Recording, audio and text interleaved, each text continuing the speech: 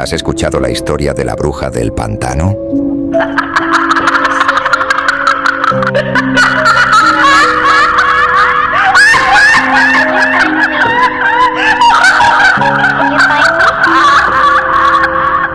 Hoy vas a conocer el verdadero terror. Hace mucho, pero mucho tiempo, cuando los árboles eran más altos, las sombras más oscuras y los hombres aún temían a lo desconocido, existía un pantano en los límites de un pequeño pueblo llamado Balmora, un lugar donde ni los animales se atrevían a beber agua, donde la niebla caía incluso en los días soleados, y donde se decía que habitaba una bruja.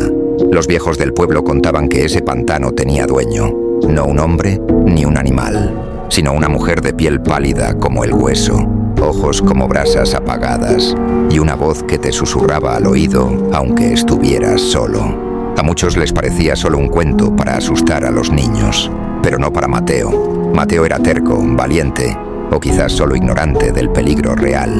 Con una mochila de cuero, una linterna vieja y el mapa que su abuelo le había dibujado años atrás, cruzó los límites del pantano justo cuando el sol comenzaba a caer.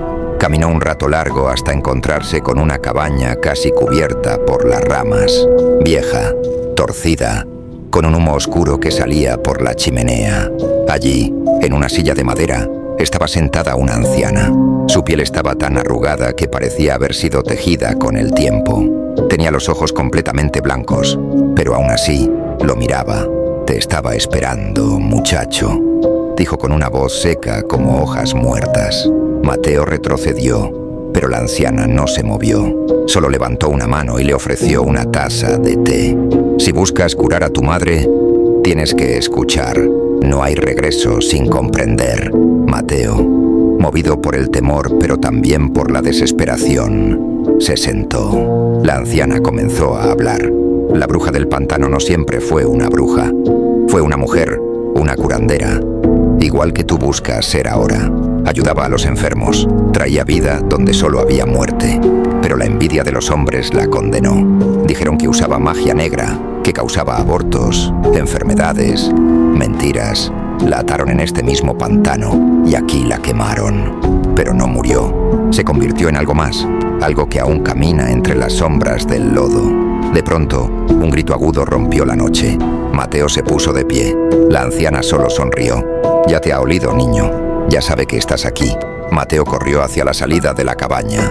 A lo lejos, escuchó una voz femenina. No la de la anciana, sino otra, más joven, más triste. «Ayúdame». Mateo se giró. A pocos metros, una mujer estaba de pie, mojada, temblando. Tenía los ojos llenos de lágrimas. «Por favor, estoy atrapada aquí desde hace días. ¿Tú también la viste?» Mateo dudó. El corazón le latía con fuerza, pero su madre lo había criado con honor.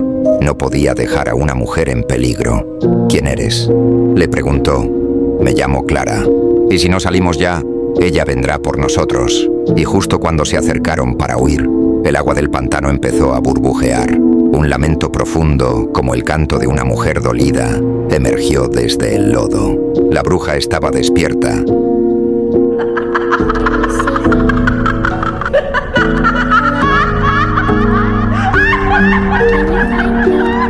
El pantano se agitaba.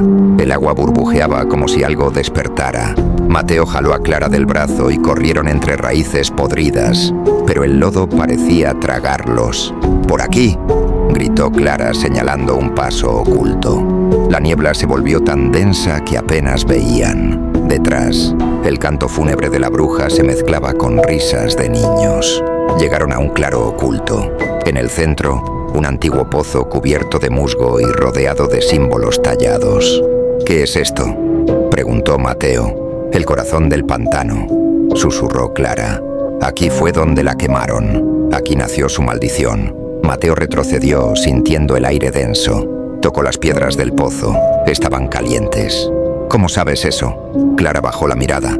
«Porque yo la vi cuando era niña. Estuve atrapada aquí. Pensé que había escapado, pero ella me sigue. Desde entonces, la escucho en mi cabeza». Un crujido los interrumpió. Raíces negras emergieron del suelo, atraparon a Clara y la arrastraron al pozo. «Mateo», él se lanzó. La sujetó de los brazos y luchó contra las raíces. Con un grito logró arrancarla y cayeron al suelo, jadeando. Desde la niebla apareció ella, la bruja. Su piel blanca mostraba venas negras que se movían. Sus ojos eran huecos y su boca una hilera de dientes finos como agujas. Entraron a mi tumba, dijo con una voz distorsionada. Y ahora no saldrán. Mateo encendió una antorcha improvisada. Ella retrocedió. Clara, corre. Busca a la anciana. ¿Y tú? Hazlo. Clara se fue. Mateo quedó solo. La bruja se acercaba. Entonces, desde la distancia, una voz anciana comenzó a cantar. Era un cántico fuerte, gutural. La bruja se retorció, su piel comenzó a agrietarse. Mateo corrió hacia el canto. La anciana estaba frente a un altar, rodeada de velas y símbolos. «Muchacho, lanza esto al pozo». Le entregó una pequeña bolsa de cuero. ¿Qué es? Sus cenizas. Si tocan el fondo del pozo, su alma será sellada. Mateo regresó al claro, alzó la bolsa, pero una mano fría emergió del pozo y lo atrapó del cuello. «No me entierres de nuevo», susurró la bruja. Mateo luchó. La bolsa cayó, se abrió y el polvo se esparció con el viento. Un grito inhumano sacudió el lugar. El pantano tembló.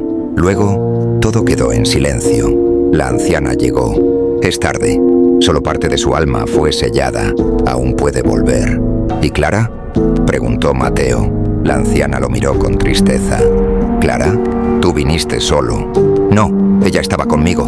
El pantano toma voces. Recuerdos. ¿A quién crees que salvaste? Mateo miró el pozo y vio el rostro de Clara. Sonreía, pero su boca estaba llena de dientes. El reflejo en el agua se desvaneció. Mateo retrocedió, tambaleándose. «No, no puede ser. Ella me habló, me ayudó, me salvó», dijo, temblando. La anciana lo miró con pena, pero también con firmeza. El pantano no elige víctimas. El pantano elige a los que va a usar y a los que va a guardar. La tierra comenzó a temblar nuevamente. Esta vez no eran raíces, eran manos. Decenas de manos humanas emergían del lodo, estirándose, pidiendo ayuda. Algunos eran esqueletos, otros cuerpos semienterrados, todos atrapados, todos con los ojos abiertos. «Tenemos que sellarla de una vez», gritó la anciana. «Pero solo se puede hacer con sangre viva, con un sacrificio». Mateo la miró, sabiendo lo que eso significaba. «¿La mía?», la anciana asintió. «Tu sangre ya ha sido tocada por el pantano. Estás marcado. Eres el vínculo. Si no lo haces tú, ella volverá. Y esta vez no solo será en el pantano». Mateo respiró hondo. Cerró los ojos. Recordó su llegada al lugar, su infancia, su padre contándole cuentos del pantano. Advertencias que nunca creyó. «Está bien», dijo. «Haré lo necesario». La anciana le entregó un pequeño cuchillo ritual, con símbolos grabados. Mateo caminó hacia el pozo. La bruja emergía lentamente del agua, su rostro descompuesto, pero aún más real que nunca. La niebla giraba a su alrededor como un remolino. «Ven, Mateo», susurró la bruja. «Tú ya eres mío». Mateo levantó el cuchillo, se cortó la palma de la mano y dejó que su sangre cayera directamente en el pozo. El agua hirvió, se volvió negra y un chillido desgarrador sacudió el pantano entero. «Ahora», gritó la anciana. Mateo arrojó lo que quedaba del polvo rojo en la sangre y, al instante, un resplandor infernal surgió del fondo del pozo. La bruja gritó, no como un ser derrotado, sino como una entidad condenada a desaparecer por siglos. Sus ojos se volvieron fuego, sus manos se disolvieron, su voz se multiplicó 1000 veces, como si todas las víctimas hablaran al mismo tiempo. El pantano empezó a hundirse, árboles, raíces, el altar. Todo fue tragado por la tierra. Mateo y la anciana corrieron hacia la orilla, cayendo de rodillas al alcanzar tierra firme. Cuando el rugido terminó, todo estaba en silencio. No había niebla, no había lodo. El pantano había desaparecido.